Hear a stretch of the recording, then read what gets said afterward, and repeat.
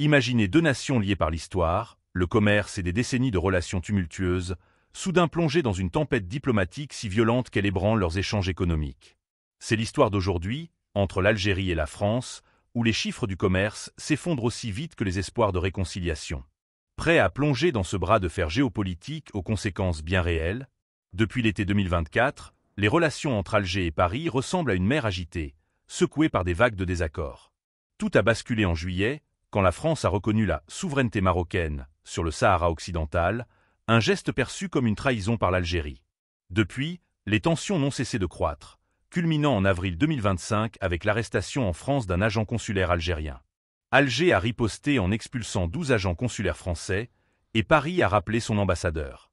Un jeu d'escalade où chaque mouvement semble vouloir faire plier l'autre. Mais au-delà des chancelleries, c'est l'économie qui paie le prix fort. Les chiffres du premier trimestre 2025 sont sans appel. Les exportations françaises vers l'Algérie ont chuté de 21%, passant de 1,25 milliard d'euros à 992 millions. Du côté algérien, les ventes vers la France ont reculé de 3,9%, un coup moins brutal, mais révélateur. Pourquoi une telle dégringolade? La réponse est dans les détails. Des produits laitiers aux équipements automobiles, en passant par les produits pharmaceutiques, presque tous les secteurs français ont vu leurs ventes s'effondrer, parfois jusqu'à moins 99% pour les produits agricoles. Pendant ce temps, l'Algérie, elle, protège ses intérêts. Les hydrocarbures, qui représentent l'essentiel de ses exportations vers la France, résistent avec une légère hausse de 0,3%.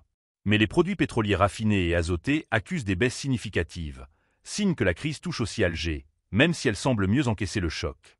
Et au cœur de cette tempête, une question brûle les lèvres. L'économie peut-elle encore être épargnée par la politique? Prenons un instant pour zoomer sur le terrain. En Algérie, les milieux d'affaires français sont sur les nerfs.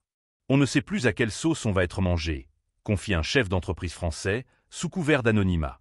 La Chambre de commerce et d'industrie algéro-française tire la sonnette d'alarme. Cette crise affecte la collaboration économique et freine les investissements.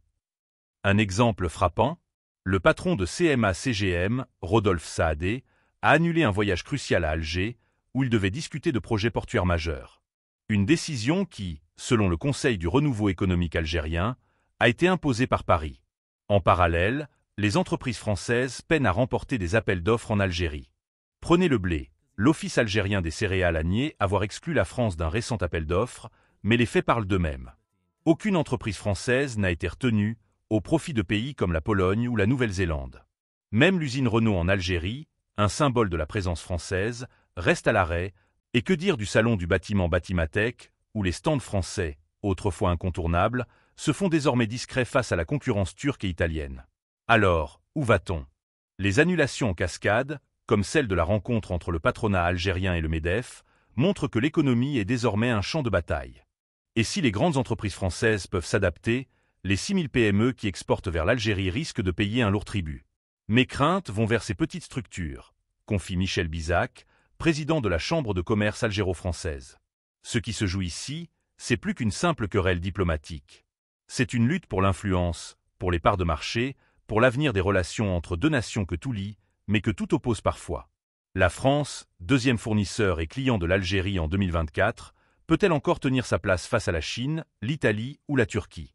Ou va-t-elle, comme avec l'Espagne il y a 2 ans, voir ses relations économiques réduites à peau de chagrin? Une chose est sûre, les prochains mois seront décisifs.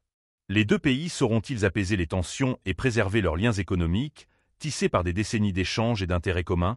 Ou laisseront-ils la politique tout emporter, au risque de fracturer une relation déjà fragile? À vous de nous dire ce que vous en pensez. N'hésitez pas à partager vos avis en commentaire et à vous abonner pour ne rien manquer de nos prochaines vidéos.